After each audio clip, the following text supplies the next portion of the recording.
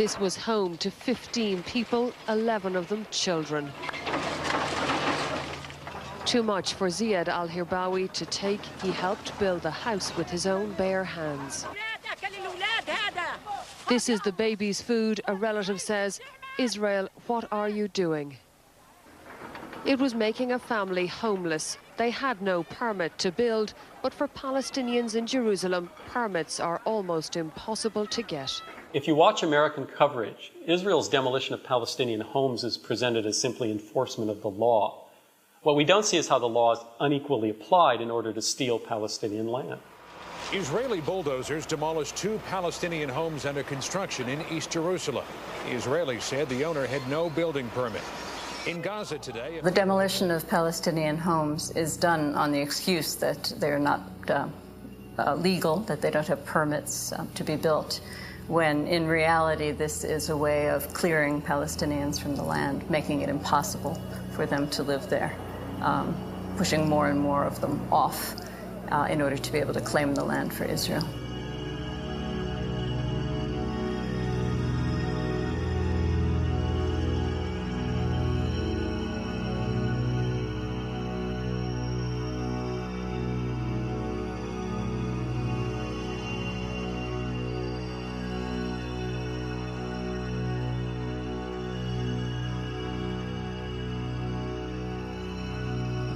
Palestinian resistance to the occupation has been both nonviolent and violent. Some of the violent resistance has been aimed at Israeli soldiers and civilians in the occupied territories, and some has been spilling over into Israel proper in the form of suicide bombers. A scene of chaos and destruction, rescue workers rushing to search for the living among the carnage.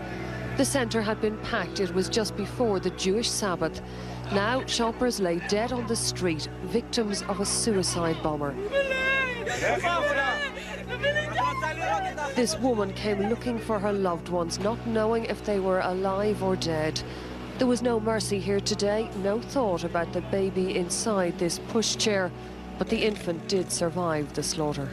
This was a devastating attack on innocent civilians, and Israelis have reason to fear more days like this. Islamic extremists say they have other suicide bombers who are ready and waiting to do just what this one did. I was very close to the pizzeria bombing in Jerusalem in August of last year, and I got there, faster than the police did. And I saw an Israeli baby without a head, a woman with a chair leg sticking out of her chest. My reporting, for example, I'm pretty brutal about suicide bombers. I call them wicked. And I say that, I use the word. But I also make a point of saying, why? When you have a population that is being occupied, when their fundamental human rights are being systematically denied, when they're not allowed to move from city to city or from place to place without a huge amount of harassment, when they're being subject to torture, when people are essentially in desperate conditions, it's not a surprise that they're going to be very, very, very angry. They feel so helpless in the face of a powerful Israeli army that some Palestinians think the only answer, and I condemn this, but some Palestinians think the only response to a powerful army is a guerrilla tactic going into Israel and setting bombs off in cities. And there's increasing support for this among Palestinians because of the growing frustration of not getting anywhere. They're doing it with horrible means. It's something inhuman. I totally condemn it. But we have to understand that these are the effects of the occupation. In the non-American coverage, BBC, for example, the suicide bombings are generally put in the context of the occupation, that they are a response to conditions which are very dehumanizing to Palestinians and against which they are defenseless. The attack, a reply to Ariel Sharon's devastating airstrikes. We found the bombers' family in their modest house near Bethlehem. Not militants or gunmen, just ordinary people. Ariel Sharon has made good on his threat of a huge military offensive.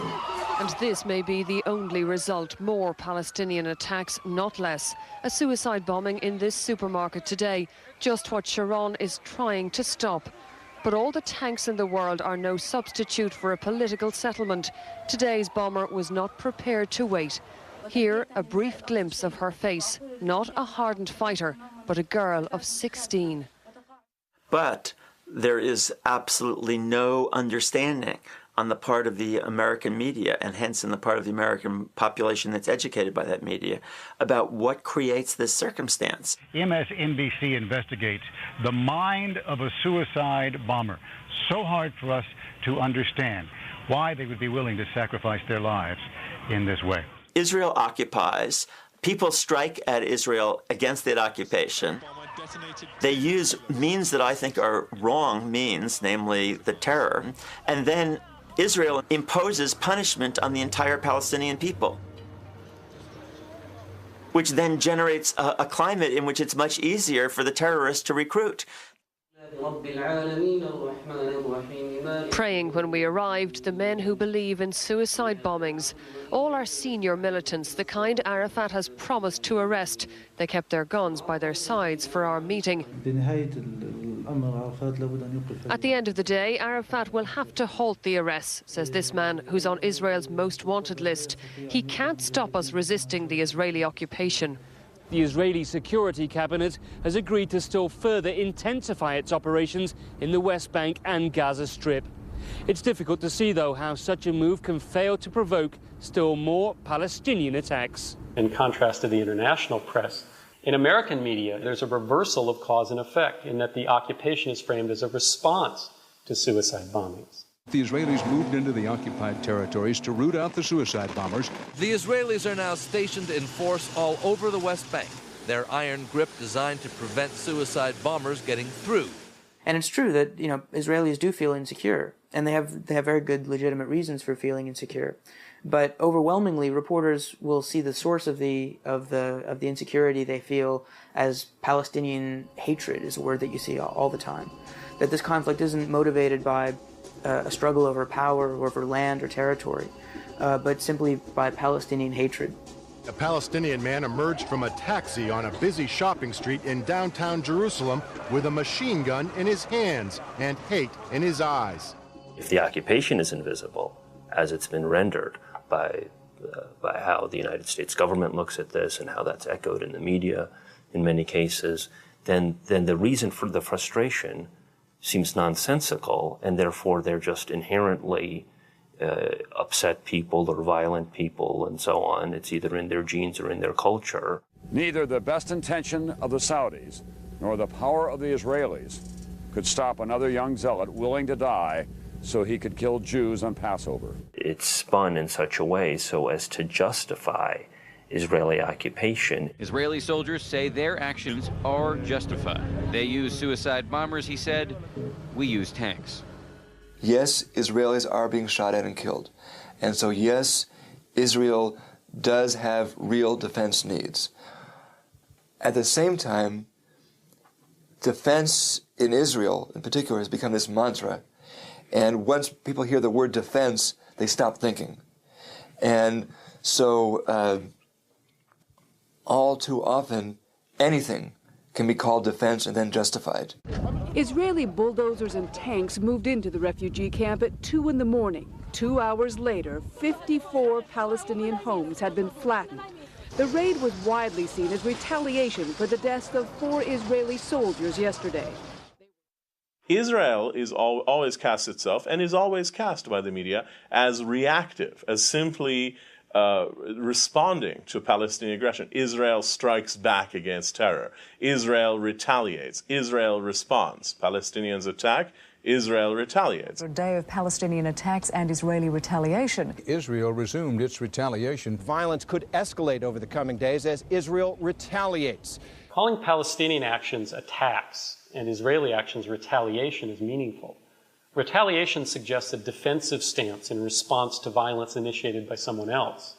It places a responsibility for the violence on the party provoking the retaliation. In other words, Palestinian violence, like suicide bombings, is seen as aggression and thus as the cause and the origin of the conflict. That's what has caused this crisis to come upon us, not the absence of a political way forward, but terrorism in its rawest form. Since the September 11th attacks on the U.S., Israel's PR strategy has been to frame all Palestinian actions, violent or not, as terrorism. To the extent that they can do that, they've repackaged an illegal military occupation as part of America's war on terrorism. Homes is done on the excuse that they're not legal, that they don't have permits to be built, when in reality this is a way of clearing Palestinians from the land, making it impossible for them to live there, pushing more and more of them off. This was home to 15 people, 11 of them children. Too much for Ziad al-Hirbawi to take. He helped build the house with his own bare hands. This is the baby's food. In order to be able to claim the land for Israel.